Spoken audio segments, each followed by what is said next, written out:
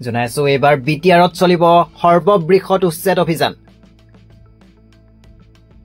সন্দেহজনক লোকে এৰিব লাগিব বিটিআৰ নিৰ্বাচনৰ পিছতে বিটিআৰৰ পৰা তালি টুপুলা বান্ধিব লাগিব সন্দেহজনক লোকে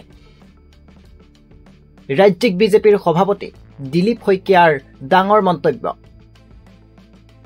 খিলঞ্জীয়া জনতাৰ সংস্কৃতি আৰু ভেটিত আঘাত কৰা লোকক সাৱধানবাণী দিলে দিলীপ শইকীয়াই আমাৰ সন্মুখত আছে যিগৰাকী মুখ্যমন্ত্ৰী অসমৰ খিলঞ্জীয়া মানুহৰ সুৰক্ষিত ভৱিষ্যতৰ বাবে চিন্তা কৰি অসমৰ বিভিন্ন ঠাইত উচ্ছেদ অভিযান চলাই আছে প্ৰথমগৰাকী এনেকুৱা মুখ্যমন্ত্ৰী পাইছো যে আমাৰ সন্মুখত গৈ আছে মই বিটিআৰতো নিৰ্বাচনটো হৈ যাওক তাৰপিছত বিটিআৰতো যিবিলাক সন্দেহযুক্ত বমুৱা মানুহ আহি আমাৰ মাটি দখল কৰিছে বিটিআৰত কিছু আমাৰ মানুহ আছে